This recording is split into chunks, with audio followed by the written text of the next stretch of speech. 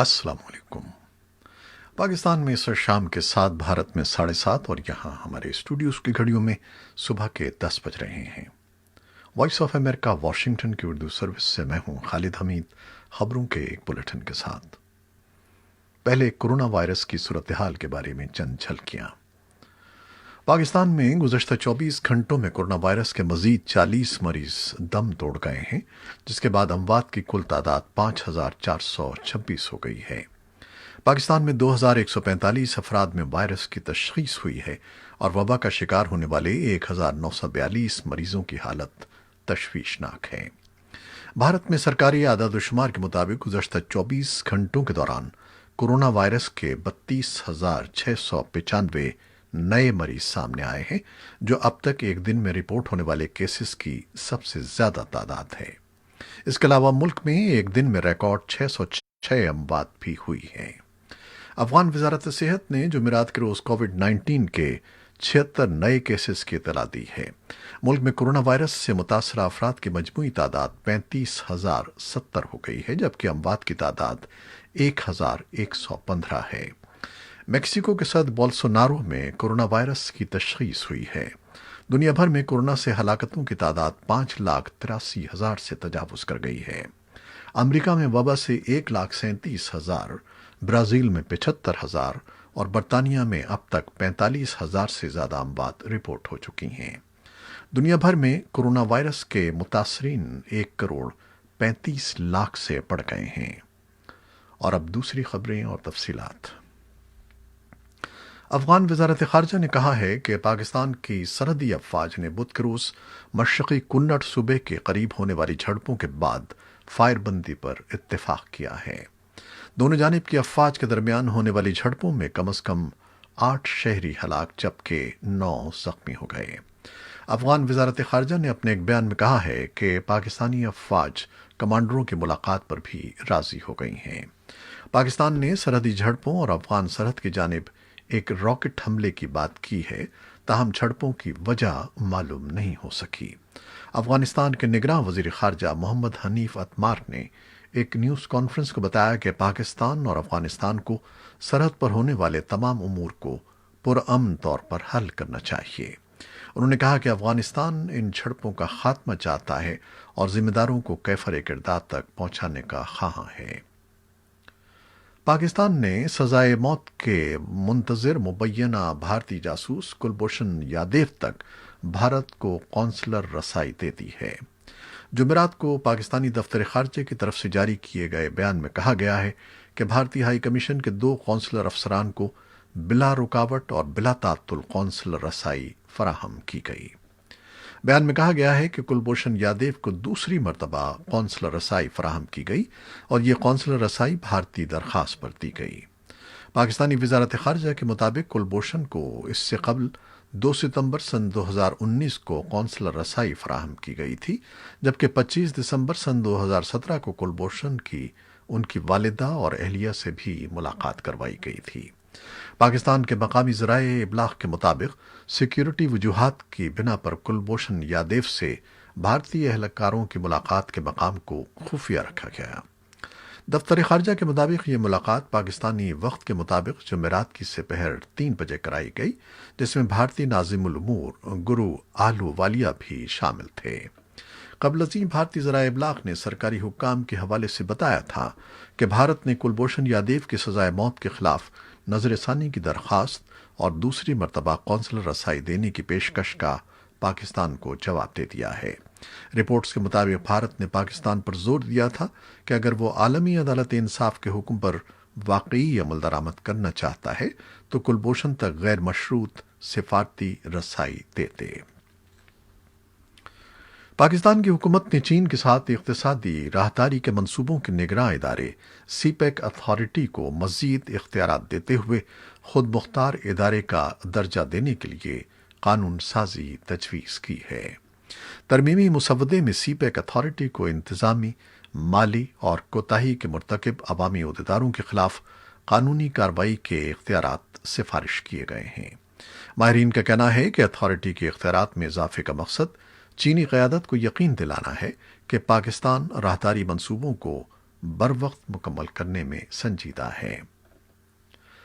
پاکستان کی civil aviation authority CAA کے director general DG نے ایک مبینہ خط میں کہا ہے کہ اتھارٹی کے جاری کیے گئے کسی بھی پائلٹ کا لائسنس جعلی نہیں ہے۔ اس معاملے کو ذرائع ابلاغ اور سوشل میڈیا پر غلط انداز میں پیش کیا گیا۔ سول ایویشن اتھارٹی کے سیکرٹری اور DG حسن ناصر جامی کا عمان کی ایویشن اتھارٹی کے ڈائریکٹر جنرل مبارک صالح الگیلانی کے نام لکھا گیا ایک خط سامنے آیا ہے، جس میں حسن ناصر جامی کا کہنا ہے کہ سول ایویشن اتھارٹی کے جاری کردہ تمام لائسنس درست ہیں۔ خط میں پاکستان سول ایویشن اتھارٹی کے ہوابازی کے حوالے سے کہا گیا ہے کہ حفاظتی اقدامات کے بارے میں آگاہ کیا گیا ہے۔ پاکستان کے وفاقی وزیر برائے ہوابازی غلام سرور خان کے جون کے آخر میں پارلیمان میں پائلٹس کے جعلی لائسنسوں کے بعد کئی ممالک میں پاکستانی پائلٹس کو پروازیں آپریٹ کرنے سے روک دیا گیا تھا۔ حسن ناصر جامی کے مطابق پاکستان کی ایویشن اتھارٹی میں اصلاحاتی عمل کا سلسلہ جاری ہے۔ مسافروں اور فضائی حفاظتی اقدامات کے لیے چند پائلٹوں کے لائسنسوں کی تصدیق کے لیے نوٹس لیا گیا ہے۔ ان کے بقول فوری طور پر پائلٹوں کے لائسنسوں کی فرانزک اسکروٹنی کی گئی ہے۔ پائلٹس کا کہنا ہے کہ ہمارا موقف درست تھا کہ تحقیقات کے بعد بات کی جاتی۔ PIA پائلٹس ایسوسی ایشن کے سیکرٹری جنرل عمران ناریرجو نے وائس آف امریکہ سے بات کرتے ہوئے کہا کہ اپوزیشن وزیر کے غیر ذمہ دارانہ بیان نے ایئر لائن کو خطرے میں ڈال دیا اور اس کے اعتبار پر سوال اٹھائے گئے۔ پائلٹ ایسوسی ایشن نے مطالبہ کیا کہ وزیر غلام سرور خان کو استعفی دے دینا چاہیے، جنہوں نے پارلیمنٹ میں ایسا غیر ذمہ دارانہ بیان دیا۔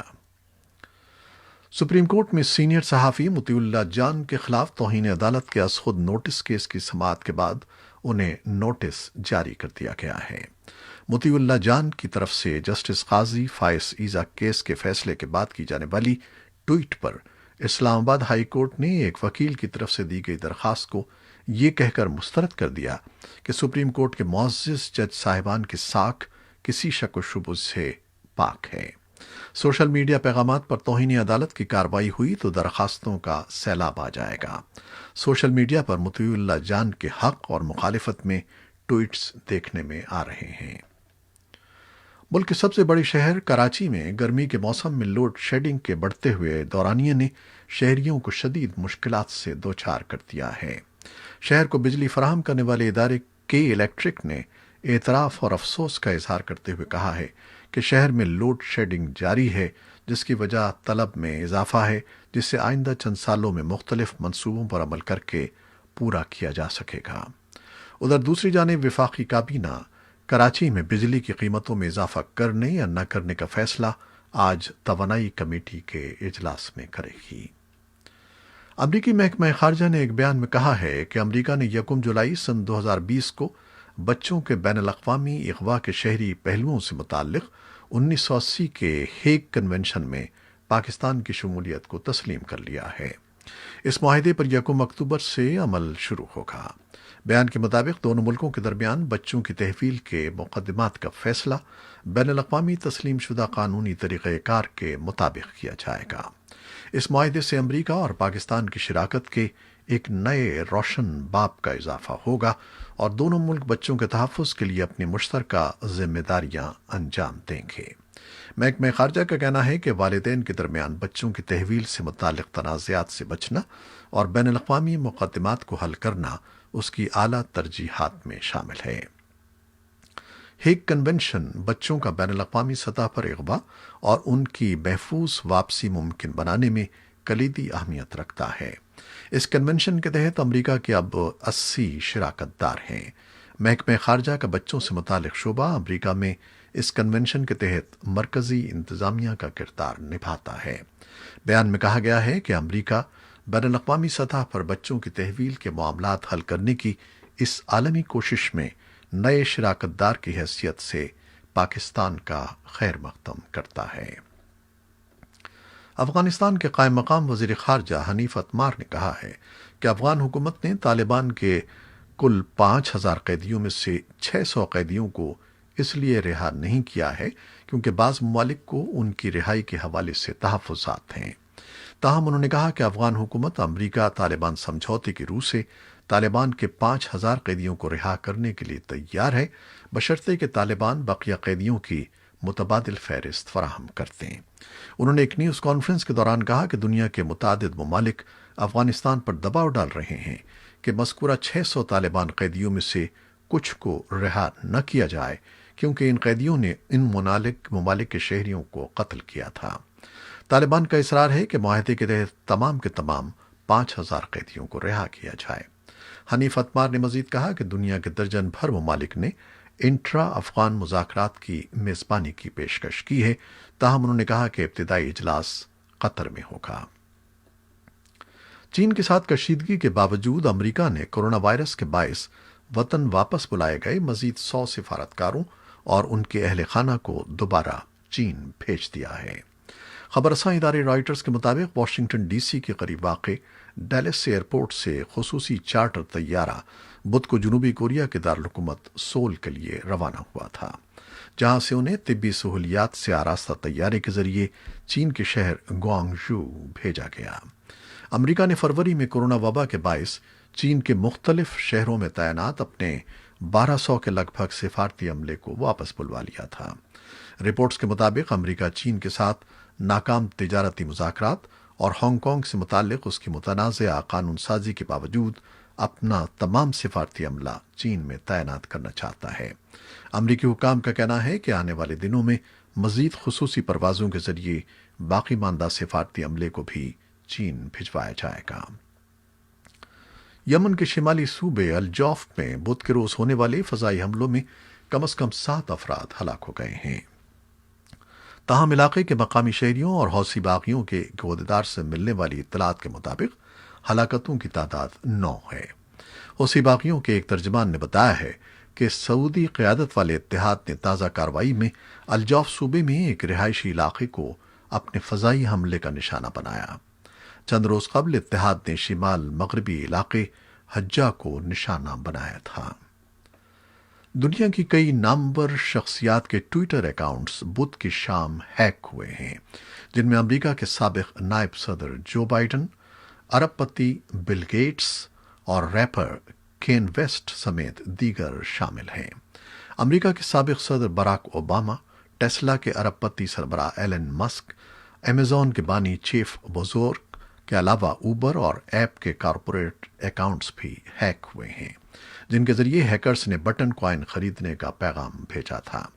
فوری طور پر معاملے کی واضح وجوہ کا پتہ نہیں لگ سکا، لیکن ایسا لگتا ہے کہ یہ معاملہ کسی ایک اکاؤنٹ یا ایک سروس تک محدود نہیں ہے۔ اس کی وجہ سے شیئر مارکیٹ کاروبار بند ہونے پر ٹویٹر کے حصص میں تقریباً 4% کی کمی واقع ہو چکی ہے۔ ایک ای میل میں ٹویٹر نے بتایا ہے کہ معاملے پر غور کیا جا رہا ہے اور جلد ہی اس پر تفصیلی بیان جاری کیا جائے گا۔ قطر نے فیفا ورلڈ کپ سن 2022 کے شیڈول کا اعلان کر دیا ہے، جس کے مطابق ایونٹ کا آغاز 21 نومبر کو جبکہ فائنل 18 دسمبر کو کھیلا جائے گا۔ کسی عرب ملک کی میزبانی میں ہونے والے اس پہلے ورلڈ کپ میں 32 ٹیمیں حصہ لیں گی۔ یہ تھیں وہ خبریں جو فیس بک لائیو پر ہم نے آپ کے لیے پیش کی۔ ہماری ویب سائٹ اور یوٹیوب پر یہ بلیٹن پوسٹ کر دیا جاتا ہے، جسے آپ بعد میں دیکھ سکتے ہیں۔ خالد حمید کو اب اجازت دیجیے گا۔ اللہ حافظ۔